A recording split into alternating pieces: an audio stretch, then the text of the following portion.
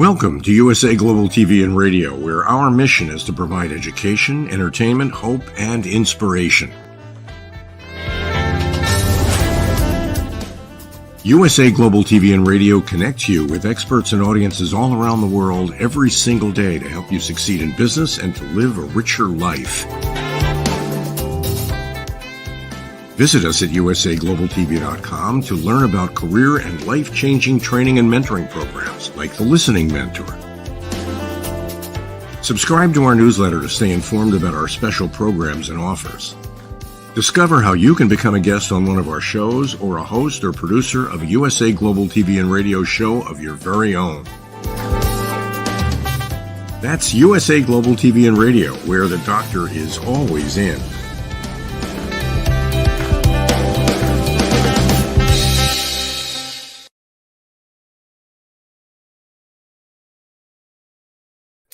Good morning, good afternoon, good evening. Welcome home to USA Global TV and Radio. I'm Dr. Jacalyn Kerbeck, and our show today is the United Kingdom. It's already episode 67. We have an incredible group of people here who show up repeatedly, bringing all their expertise and their knowledge about the news and culture of the United Kingdom, and we are so grateful.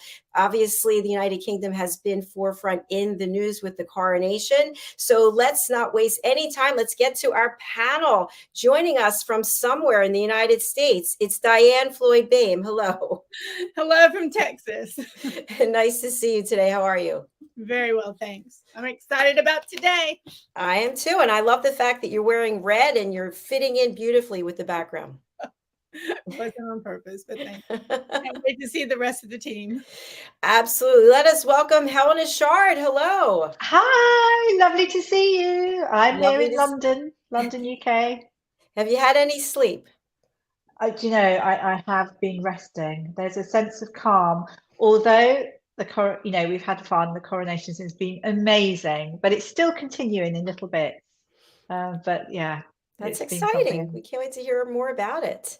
Let's welcome Mr. Ian Pelham-Turner. Hello. Good afternoon from London. I must say it's been a very enjoyable weekend, and I'll talk a little bit about it, but I had the most sumptuous meal. Basically on Sunday, it was when all the parties were happening in London as well. The food was fabulous, and I was at a club called the Lansdowne Club. And I'll talk to you about it in a minute. And I had to give a little speech as well. And it went down very well. They laughed in the right places. So there you go. Perfect. Well, I think that we're going to change the name of the show to the Food and News Show. Let's welcome Simon MacDonald. Hi, Simon. Hello, everybody. It's nice to be back. I can just make you out in amongst the bus there, Diane, and so on. You're blending in beautifully today. How are you feeling, Simon? Mint condition. Well, most of me is anyway. New knee, fine. It's not rusted yet, so I'm okay. But west coast of Scotland today, beautiful day here, lovely sunny day. It's just grand, and it's just nice to see people out and about. The visitors are back in the area, and we've got all the summer birds coming back as well. So yeah, all's right with the world here. Fantastic. Well, it's nice to have the family back together for sure. So I know, Ian, you wanted to lead off with your story about the Lansdowne Club. So please go ahead and take it away. Bless you. So, well, first of all, I was there the other day because the Timeless Treasures exhibition with Adam Rosenfeld is there at the moment. And then I started discovering, because I was met by David Herbert, the CEO, and Medina Williamson, the sales director. And then they started telling me about the history of this club. Now, it was built in 1761, and it's been the secret haunt for royal families for many, many decades as well. And they produced a book, which I don't know if you can see here, but they produced a book that actually shows people like the Queen Mother dancing reels in the club. And really, it has a wonderful history behind it. But what I thought would be of interesting to American viewers especially, it was owned by the Marquis of Lansdowne, hence the name, the Lansdowne Club. And he at one time was the family secretary. So he was in charge of American affairs for Britain. And it was him, in conjunction with Benjamin Franklin, who actually really created the treaty, the peace treaty between America and Britain. And they did it, which is now in it's really the bar, it's the cocktail bar at this place itself, the Lansdowne Club place itself. And this has got the most incredible scenario interior inside it as well. And I don't know whether we're able to see any of the imagery of what's going on inside, but it's one of these buildings that a lot of Americans come to, because the reality is that Americans can join other clubs. So it's affiliated, this club, with lots of other clubs around the world.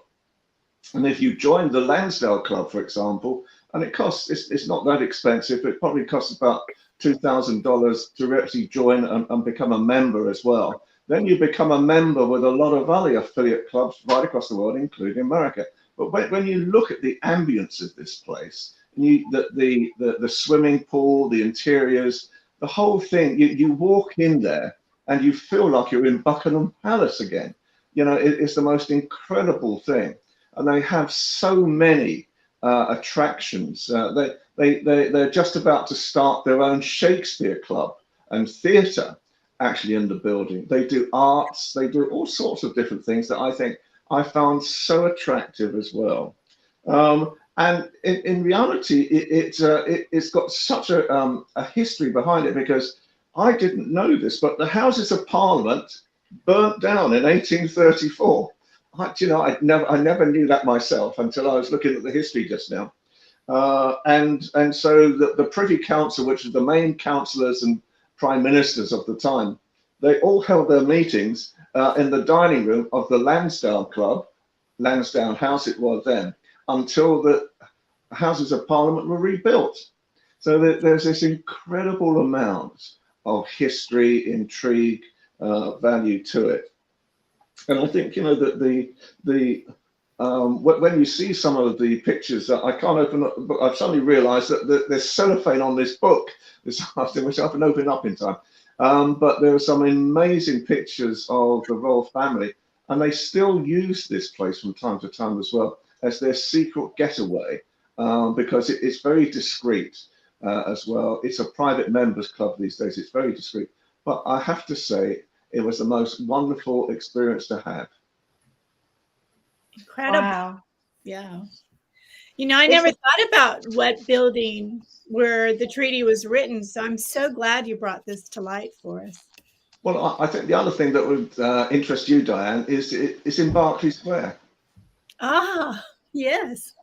So the song, Nightingale's, sang in Berkeley Square. It's actually in Berkeley Square. So it is in one of the most highly, Mayfair, it's one of the most highly decorated venues in London as well at the same time. So it's got one of these things. I feel like I'm becoming ambassador for the, Are you getting paid? Are you a spokesperson? I wish. But no, payment enough was just actually experiencing the place, because I think it has so much value to it. The people are so nice there, and I swear to God, there were 100 people turned up for this really nice royal lunch on Sunday, and it was exquisite. And yes, Simon, there was smoked salmon. So, so Ian, you mentioned this is a private club, so you have to get sponsored to have an event there. No, you can become a member, but when you become a member of the club here, for example, what they're telling me is that you then get affiliate memberships with clubs right across the world. Yes, I was wondering if you wanted to have an event, though, could someone sponsor you to have the event without you becoming a member? I was thinking of World Jenny's Day. I think you would find an event there, or you'd find a member there, and then, yes, they would do it. But I mean, they've been very kind, because we did a lot of filming there. David Herbert, for example, and myself, and Helena worked with the same crew on Saturday, which was really almost like the the Oprah of India, and so we were filming there on Friday and Saturday as well. And you know, it's starting to sort of create an attraction as well. You know, it was on Fox the other day, but as I say, it's just one of those places that you go to, and it's so easy to fall in love with it. You know, it's just, I mean, it's one of those cozy English places that you can just sink into the chairs, and you can actually just drift away.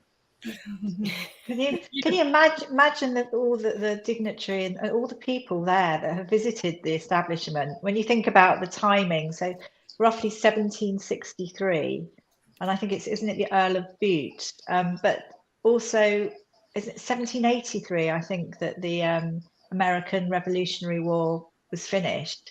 And then you think, goodness me, before number 10 Downing Street, which is obviously where all our politicians gather, it's amazing to think that the Lansdowne was used. So all those people. Is it the Earl of Shelburne? I think it's the Earl of Shelburne was the Prime Minister at the time, and that was 20 years later. So incredible. Yeah, I think it's really exciting and a good idea as well, Dr. Jacalyn, about World Jenny's Day. It's a good I'd like thought. to have a USA Global TV and Radio reunion when we come over there in October. That would be a fun place to go. Who's in charge of that? Ian, are you working on that now? He's ringing them as we talk. He's on the phone. I'm talking to him because I think it would make a tremendous venue for a show from here as well, you know, and I think that, you know, who knows what the prospects might mean. They're really looking at. I mean, they've got 8,000 members. It's quite a high membership that they've got, so it's a very popular club. You know, at the same time, and I think it, you know, I think who knows, you know, what we may be able to look at with USA Global TV in the future. It'll be interesting to see which clubs here in the States that they're affiliated with. Yeah, I'll try and find that out at some stage. I'm due to go back to have another chat with them before too long. So, you know, we'll see.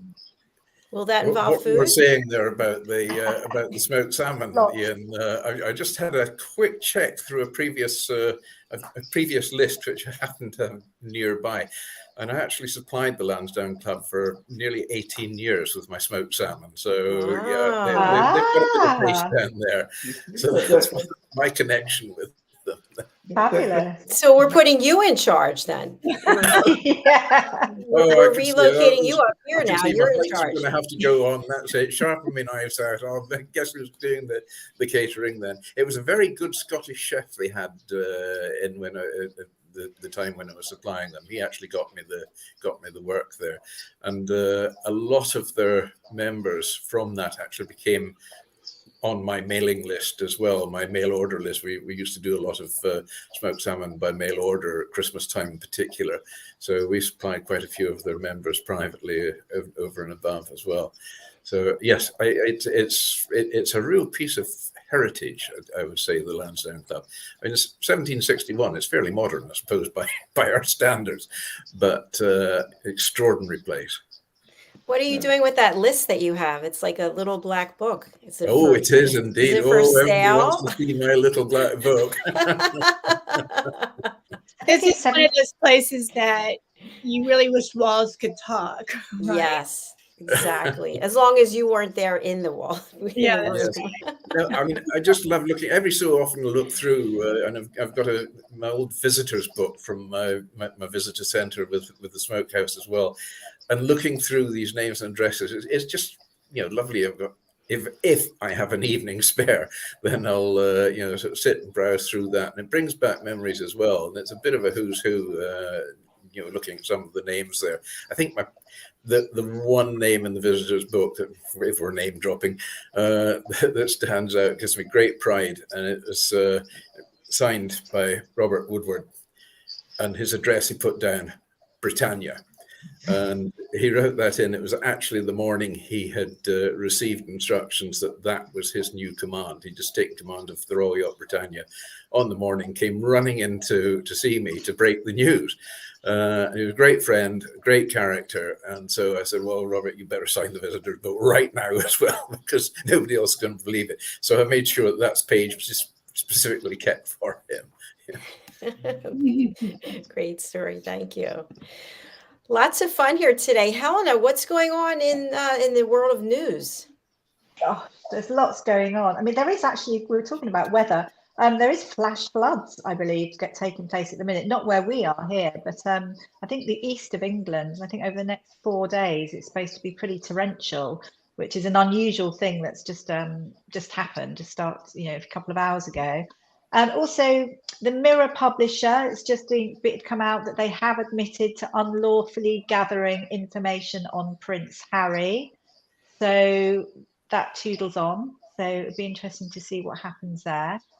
And obviously, we've just had a fabulous time with the, celebrations for the coronation. It's been absolutely, splendid. It's been joyful, apart from a little drizzly rain, which is always the case. I think it was like that for Her Majesty, the late Queen, in 1953 as well. It was a pretty damp day, but it was amazing because everyone was out in force. Lots of people have been camping out, and people were still so happy despite being wet.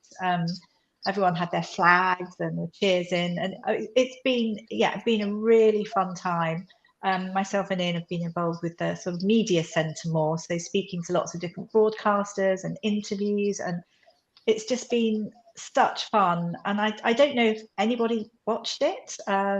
If you weren't there, obviously you could see it on TV. And it was I personally found some of it incredibly moving. I really enjoyed the anointing and the actual enthronement, the historical elements. Absolutely fascinating. I really, really, really enjoyed it. And also, it was interesting. I think everyone was sort of wondering how the seating arrangement would be. I did find it funny. I don't know whether I should find it funny, but Princess Anne, who has her robes, etc., and she had all her plumes and everything on. And she's the Princess Royal has been given the gold stick as well, so she acts as the king's bodyguard, and she had all her robes and everything on, and she was directly in front of Prince Harry with this huge red plume which went up in the air and obviously covered his face. So I don't know what was going on there, but I would imagine that was done on purpose. But it's been such a momentous time. I mean, goodness me. And I think as well, if everyone wants to anchor their memories, they've brought out a sovereign coin, as they normally do, I believe 22 karat gold, and it's £69. And if you want it sent to you, £4.99 in the postage. And it's beautiful. So one side has the coronation emblem on it, and the other side is the double facial emblem. So obviously King and Queen, which is an unusual one, and it's the 1/8 sovereign coin, and it can be bought from Hatton's of London, if anyone fancies it. So I mean, so much has been happening, and the most recent thing I think as well, King Charles has leapt to help somebody. So he leapt into action at his, I believe it was his first royal visit after his enthronement, and this was in Cambridge at a new high-tech laboratory, and it was all about sustainable leadership. And Dame Holly, very excited obviously to have King Charles turn up. She had a bit of a sticky moment where her heel got stuck in the grass. Her heel then fell off, and she could sail with one shoe on. King Charles gallantly raced over and tried to help her, which is very sweet, actually, when you think about it. It shows his caring side. I think he was digging up some grass to have a tree planted, but it did make me chuckle. And it then made me think as well how, we always see the Princess of Wales in her wedges. And it really does make sense, because if you think about garden parties at Buckingham Palace and the grass, you really don't want to be wearing heels, because that's exactly what's going to happen to you. You're going to be stuck. You'll lose your heels. So best to wear wedges, I say. So it's been such fun. I know one thing I did say as well, and I thought about DIANN on this point, and we were talking about the gold stagecoach, which, oh, it was phenomenal. It was so stunning seeing the gold stagecoach as it coming back obviously with King Charles and the Queen in, and that's the 8 horse-drawn carriage, etc. But I had said that it hadn't had its suspension done on it. But in 2011, suspension work was done on the coach, and that was for the Diamond Jubilee, the Queen's Diamond Jubilee. But unfortunately, because it's very much sewing leather strips underneath the coach, it wasn't a fabulous job. So it's super, super uncomfortable still. But I thought I would add that in. But so much happened. What does everybody think? Does everyone want to share some thoughts on the coronation? Did anyone watch it? Was anyone there? I watched it from start to finish on the day, and it was absolutely wonderful. And as I looked at all the people there, thinking, "Wow, what a time they're having!" and the thousands and tens of thousands of people that had lined the route as well. And I couldn't help but feel quite sorry for them. Okay, they're soaking up the atmosphere, but they're not actually, they're soaking up the rain as well. But they're not actually seeing very much. Whereas here am I sitting up in the West Highlands of Scotland, like a million miles away, and seeing everything in the finest detail as well, with the full commentary going on as to explain everything that's happening. It was absolutely incredible. Really, really superb, beautifully presented, and the historical aspect of it. Well, I saw the last coronation back in 1953. Okay, it was a little thing at the time. I'm somewhat bigger just now in all dimensions, but it was. There's just so many bits, and some of the little bits as well, which are so important to make the whole thing complete. It was an experience like no other. And I felt very sorry for those who were stuck behind columns, even though they were in the Abbey and couldn't quite see what was going on, but they've had all the echoing going on around them, the atmosphere. But to actually see what was happening, wonderful experience.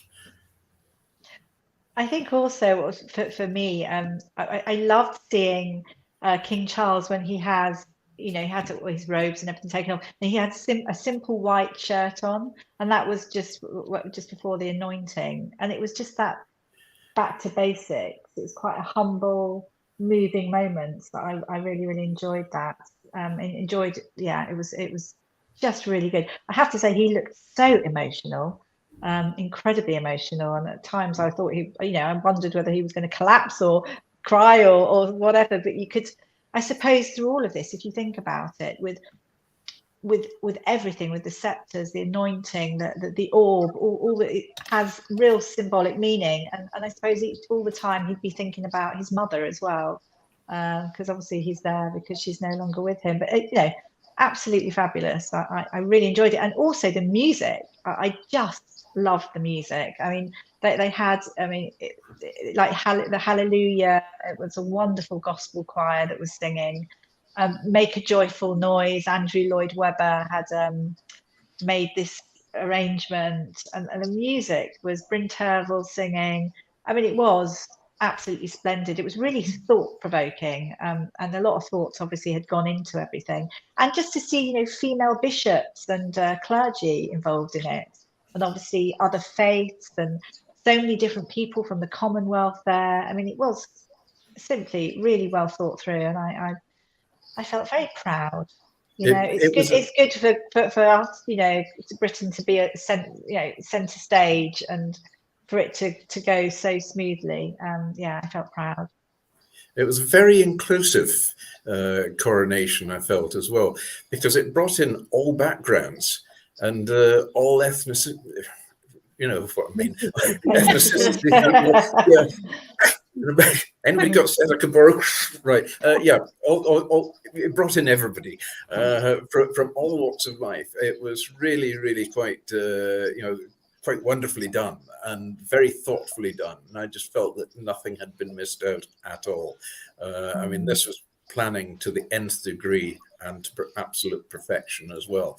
I couldn't help but wonder, though, with the anointing oil, I mean, that's going to be quite a messy process.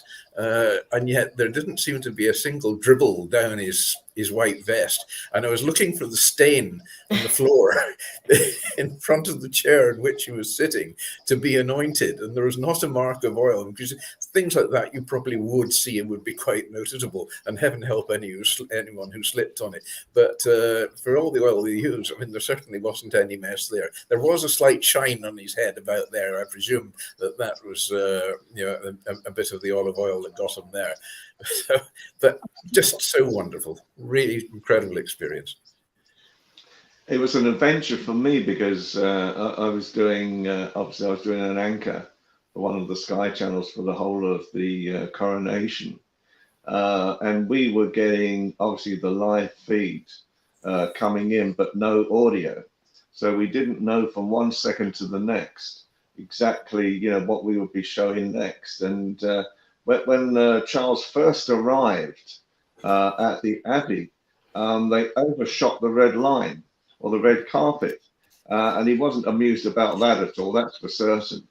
And then afterwards, there seems to be this 6 or 7 minutes where we couldn't work out why he wasn't getting out of the carriage. And you could see lackeys running around, and officials running around him and opening the door and closing it. And he was obviously not amused with any of this at all going on at his coronation. And apparently, I think Helena will probably know better than this, but it turned out afterwards that William and Kate had turned up late and that they should have gone in before him. In the end, because there was so much going on that we were concentrating on, for the whole of the coronation itself. It went on for 3 hours, 40 minutes, and we were on set. So I know how Jacalyn feels of a day now. 3 hours, 40 minutes is a long time concentrating, especially when you don't know what's going to come up next. You just have pages and pages of notes just in case something does. But Helena may know, was it that William and Kate turned up late? Yes, they did. So the Prince and Princess of Wales were late, much to King Charles, I think, annoyance, because they always have lip readers, don't they, on the day. So he was sort of, upset, I think, because obviously with all the run-throughs and everything, it had all been perfect. And then all of a sudden there was quite a big wait. So they were late, which meant they had to go in through a different entrance, I think, as well, which was a bit of a shame. And he was a bit frustrated. But hey, it was only a few minutes. For me, I love seeing the military. I mean, the Royal Navy, the Royal Air Force, the Army. They'd been up almost all night, making them, they were looked immaculate, and it just looked stunning, as they were, marching down the street. It was just, it was super, absolutely super. And the Princess Anne, I think, played an amazing role as well. In fact, she didn't go because we had the concert, the royal concert in Windsor. I don't know if everyone watched that. And she didn't turn up for some strange reason. No, I do know why she didn't turn up, actually. But that concert at Windsor, I mean, it was practically faultless, I would say. As well. And the Duchess of Edinburgh, I think a lot of the royals were really let their hair down and with boogieing away in the royal box and having such a fabulous time. I mean, it really was such a well-presented stage and everything. And although I have to say, Lionel Richie was slightly suspect with his singing, but he did get everyone going, singing all night long and everything. But it was, that was stunning, super. I've actually watched that a few times on catch up. I don't know if that's because I'm sad, but I really enjoy it. It's really good. What did you mean that Lionel Richie was somewhat suspect? Well, everyone had great vocals, I think, on the whole, but I think Lionel Richie, I don't know maybe he didn't do a warm-up or something, but I didn't think his vocals, I've actually seen him in concert and he's very good, but his vocals weren't good. He was slightly off. Although he's a great stage man and he got everyone going, he was distinctly off. I mean, I think most people wanted to switch him off, to be quite honest. But he's a good friend of King Charles, and he's a great ambassador for his charities, the Prince's Trust. He does a lot of work with the Prince's Trust. So yeah, it was great, and yeah, it was wonderful. Did people watch it? Katy Perry as well, when she came out in the big gold dress, and oh, I just think it just was so fabulous. It really was. And I think also King Charles, you know, with her, you know, wanting to make the world a better place, the theming came over really well. It was great, really good. I think in addition to everything that you've all shared so far, the fashion was incredible. The people who attended, the dignitaries from around the world, I just loved how everyone was dressed, and couples were coordinating their outfits. And also, I saw several Shark Tank episodes that were right on point with what you shared about the heels, Helena, about how we're going to wear heels, even though we know we're going to be walking on grass and we're going to be sinking in. And so they actually have these little see-through protection things that you can wear to protect your heel, and it doesn't sink into the ground. So they're called heel stoppers. What is it? They're called heel stoppers. I used to wear them when we have occasions in Dubai, and you had to wear your gowns and everything, but you were still going to be on the grass, and so everyone was buying the heel stoppers. And Diane, how exactly does it work? Because then it's too thick to get stuck in the grass? Yes, so it slides on and there's different sizes, because obviously spike heels have different widths and so forth. But then it gets wider and wider at the bottom, and it has a way to balance you so that you don't sink into the grass, and or you can't get stuck if you passed where something's has an open grade to it. So interesting. It sounds like human beings, that we get wider and wider as we get older. Perhaps it's something that Simon and I should be looking at then. These. Oh my goodness. Yes, definitely. Too much smoked salmon, Ian. Helen, I'm so glad you spoke about the concert, because there was all this big deal over here anyway in the States. Adele's not going to be there. Adele's not going to be there. So I'm so happy everyone had fun and that the concert was fabulous. So it was really more than fabulous. I mean, I'll probably watch it again on catch up. And it was a shame that Princess Royal, that's Princess Anne, wasn't there, but she was attending. It's one of the part of the it's the big help out. That's it. Sorry, I couldn't bring it to my tongue. The big help out, which took place on Sunday, or is that Monday? I think it was Monday. Gosh, I'm losing track of dates, but the big help out, big help out was to do with obviously any kind of charitable things that you can do, full stop. It could be something tiny, something big, and it's something that hopefully it will inspire everybody to do, on a long-term basis, not just for the day. But I know that she attended a party in Swindon, and it was lots and lots of children were there, and she had to be there incredibly early, and she turned up. It was one of these lovely parties that everyone contributes, so she turned up as well with lots of things for food wise, and she gave all of the children a lovely commemorative tin with different monies in there and various little bits. But I'm sure all these young children will have that forever. It's something very special. So yeah, just small things like that. It's some wonderful parties. I know that we had street parties locally where I live as well. There's also a bit of a bone of contention there. It's not like the good old days where you could just put your chairs out in the road and throw the food and get drinks and have a little shindig and a knees up, because you have to get permission from the council, and you have to make sure that you apply months and months in advance, and all the intricacies are it's so hard now to actually achieve anything without putting so much work in. So there would have been more parties, but people just didn't quite get in time. So lots of people had fun, and it was sunny. It was just on the day of the coronation that the heavens opened, and people got soaked. Helena, I just wanted to mention that you had shared with us the big help out. We have a video on that. We also have the Ballet video if you are interested in sharing either of them today. And if not, we don't have to. Yeah, I mean, the maybe just it gives an idea of what the big help out is. And it, because it's something that King Charles hopes will, carry on rather than it just be that one day. I think it's worth sharing. Why not? Let's play it. Yeah, that'd be Let's good. take a look at it. Okay, here we go. The big help out. To mark the King's coronation, communities across the country are getting together to do something special. It's called the Big Help Out. And it's a chance to make a real difference in your local area. It's happening on Monday the 8th of May, and we want as many people as possible to get involved. We'll be coming together to do our bit. From checking in on someone who'd like a bit of company, to volunteering for a charity. There's something to suit helping hands of all shapes and sizes.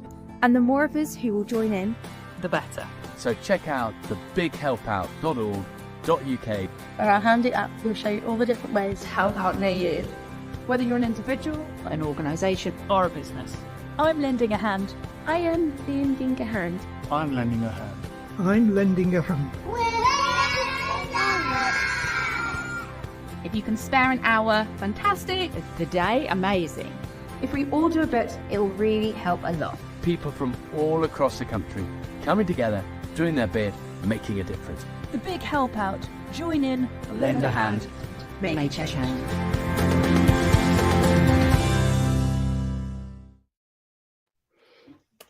Aside from the message and the initiative, that one person who was speaking, her teeth were so white. I was thinking, I have to call her. What is she using? Did anyone else notice that? I didn't, but I've been thinking about it for my teeth. I think I should have put a message out for people to help me in my old age, my Diane, to cut the grass. Well, I'm excited. We're all going to be meeting at the Lansdowne Club. That Simon and Ian are going to be working on that straight away, I should say. By the way, did any of you happen to see Philip Sykes's videos about fashion and about King Charles? No? I haven't. No, I've got one. You want to take a look at it? It's just about a minute long. Yeah, let's go for it. That'd be good. Okay. King Charles III may strike you as an unlikely fashion icon, but the monarch is renowned for his understated, quintessentially English style. Always impeccably turned out, King Charles has a penchant for a well-cut, double-breasted suit, accessorized with a colourful silk tie and pocket square. He is a staunch supporter of traditional British brands, with a focus on quality, durability and sustainability, whether it is shirts from Turnbull and Asser, handmade shoes by John Lobb, or the Panama hats and tweed caps from Lock & Co. Hatters. The King undoubtedly has a taste for the finer things in life, but he also flies the flag for responsible consumerism. Not only does he make a point of sending his clothes off to be repaired rather than throwing them away, he also drives an Aston Martin with an engine that has been converted to run on green fuel made out of white wine and whey. Now, tell me about the Aston Martin. Is anyone aware? You can drive a car that's running on wine. I love it. Well, you can always have an extra tap out of the tank and into the front door with the glass handy. I mean, what a way to go, you know. But it would be Aston Martin, it would have to be a pretty good quality wine. That's what I was thinking. I was like, what white wine? It's not that box wine, is it? No. I think he had his Aston Martin converted, didn't he? So it's all I think so. And I'm sure, didn't he give an Aston Martin also to the Duke and Prince and Princess of Wales? I mean, obviously they weren't when they got married. Yeah, I think they're sure he did that as well. Is there a sign-up sheet for that for the Aston Martin? I don't know, but yeah, I'm not such a I'm not such a connoisseur. Not connoisseur. What's it? I'm not so up on cars, but I seem to remember he had things changed on it. Yeah. I'd love an Aston Martin though. I would too. To especially nipping around London. Run and wine, I'll take anything. I don't mind if it's an old clapped out banger. If it runs and wine, it's mine. The Aston Martin is on my vision board. It's white with red interior. Ooh, Yes. it's coming soon. It's coming to you soon. I suspect it's going to be a little like the size Mattel. Oh. What did you think about what Philip shared about King Charles' wardrobe? Yeah, we know he's absolutely pristine with all of his clothes and his shirts and his suits. It's absolutely goes without saying. Although that this wasn't long ago, was it, where he took his shoe off and he had a hole in his sock, and he was absolutely horrified. He was horrified because he just so isn't like that, and it's an unusual thing. I don't know what happened there, but must have had a long toenail or something. Who knows? I love it. There's some quite interesting stories about his clothing and his attire as well. Because if I remember rightly, his shoelaces are ironed every morning for his shoes, and there actually is. I've got a feeling. So and Helena can probably tell me, I'm probably taking on, but there used to be a guardsman at Chelsea Barracks that was assigned every morning to iron his shoelaces. And one of the things I was told years ago by one of his butlers is that at Highgrove, Charles used to every quarter change the clothes of both William and Harry, and also of the staff and himself at Highgrove.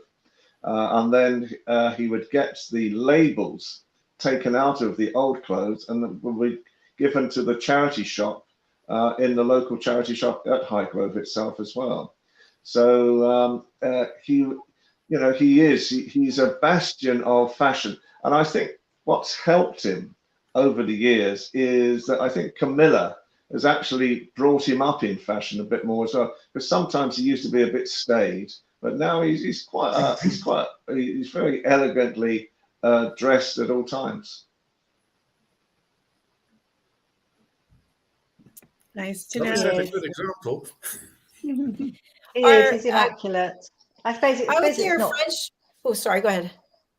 Oh no, all I was going to say was he has certain standards, and I guess certain demands that he demands the wrong word, I guess. He travels with his toilet seat as well. That I do know wherever he goes. So there are certain things that he wants, and his luxuries. You could almost call that the royal flush.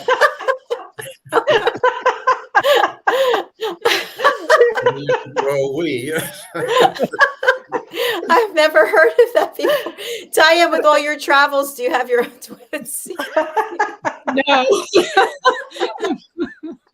Helena, what's so special about the toilet seat, if I may ask?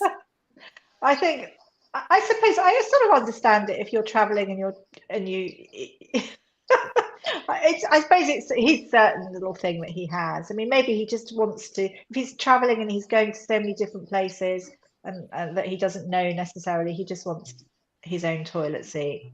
I mean, he does have a couple of butlers and various things that help him. He has quite a long list of things that he asks for. That's not so bad, hey. Yeah.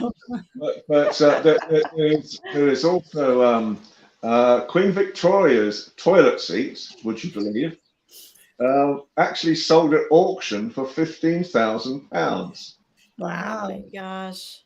So if you're, but apparently that they all used to have them, and there's so many. I won't go into toilet stories about the royal family. There are some stories we can talk about off air. Oh my goodness. So are the toilet seats encrusted with jewels? Or are they made out of gold? I mean, what's so special about them? I think diamonds would be a bit rough, you know. I meant, like crushed into the imprint that would leave would be quite spectacular.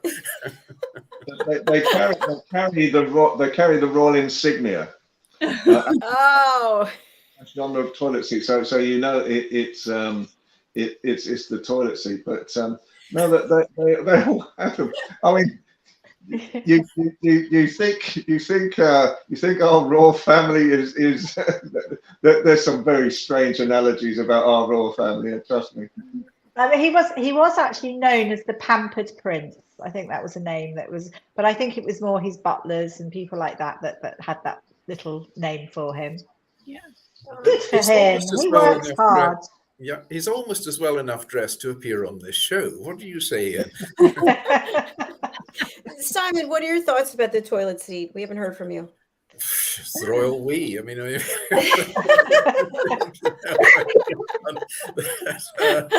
yes, it's an open and shut case, definitely. I think it's.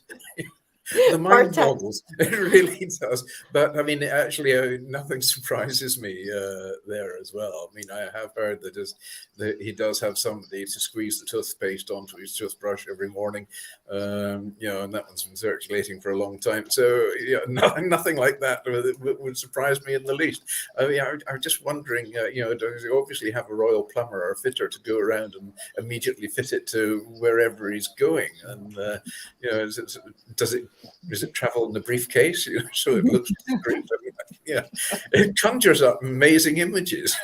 It's so funny that you brought this up, and I wasn't going to go there, but why not? So I have ulcerative colitis, and obviously the toilets and I are good friends. But I was thinking to myself, if I had my own toilet seat, Dr. Jacalyn, right? And maybe it's, I don't know, it had like Swarovski crystals, not a paid spokesperson. What am I going to do? Put it in a bag and it's going to be in my handbag and I'm going out to dinner like, hey, I'm going to take a little longer. Like cleaning supplies, like my handbag is now like a giant travel bag. I don't know. Yeah. No, you'd have your PA. Your PA would carry all that for you, Dr. Jacalyn, and set you up. Look a lot like me. Yeah. Oh my goodness, so much fun. So now I'm going to take up for him. I think it's very wise that he does that because there's a lot of strange things you could get. Yeah, that's true, Diane. That's a very good point. Very smart. It's just like celebrities and presidents and so forth. They make sure people wipe off the door handles before the president, touches it, or the first lady. So I'm all for that. I'm always cleaning off door handles. I travel with those wipes and yeah. So we've really gone downhill now. We are now talking about cleaning toilet seats. We'll bring it back to food because I think he also travels with his own food. So he takes his food to places as well, especially his fruit and dry fruit and prunes and things for breakfast. So everything travels with him. But I think actually it's a good idea. Makes sense. It does prevent. It prevents. It's a preventative thing, isn't it? I would say. Yeah. In the position that he's in, he can't afford to get ill, and he can't afford to have any type of controversy like that. Yeah, I agree. Well, we do have some folks who are watching. Push Child Foundation has given us 1, 2, 3, 4, 5, 6, 7, I think 8 comments. Nice to have you. And Gafa, who's joining us from Ghana. She's here. So we've got Uganda and Ghana. Thank you for watching. We actually have to close up because our next show is starting right up. It's I'm Spiritual But. So we're going to go around and each of us share something that we want to leave our audience with today. Helena. Oh, it's been a fabulous show. Thank you so much. And I just, I think I always say the same thing. Everyone just find joy in your day. And there's lots of things to be happy about. And just small joys each day is just so, so, so important. And thank you. All right, let's go over to Simon. Well, I mean, be effective. Have you ever tried being in a darkened room with a mosquito? But I'm away. Are you doing stand-up comedy anywhere that we can watch and come and see you? Helena's yes, every Wednesday afternoon at 4:00 on USA Global TV. Thank you very much, Ian. How about you? I think it's been a wonderful time. There's going to be a lot more coming out, I think, about the royal family now. I hope people across the world enjoyed the coronation itself. I hope they took a lot from it. I know King Charles especially wants to unite the world and all the different communities as well. And he tried very, very hard during the service to actually show unity with all faiths and all religions as well at the same time. So I think it is time now that let's look forward, not back, and let's be positive. And let's get some in there at the Lansdowne Club so we can get together there. Diane, how about you? I loved what Ian said, peace. And I just want to congratulate the King and Queen, and also congratulate everyone in Britain on the new monarchy. And I know beautiful, bright things are in the future. And I hope everyone has a blessed day. Thank you, Diane. Very nice. And I just want to thank each of you here. And of course, Helena, I know how busy you are, and I really appreciate you taking the time out of your day or your evening, whether it's with a glass of scotch and some smoked salmon or a custom toilet seat. Thank you so much for being here. And I look forward to having you back again next week. So thank you, Simon. Thank you, Ian. Thank you, Diane. Thank you, Helena. And thank you to our loyal followers who are watching now or maybe in the future. We appreciate you. Yes. All right. Bye, Do guys. stay where you are. I'm Spiritual Butt is coming right up with Ann Scotland. Bye for now. Bye, everyone. Bye, everybody. See you next week.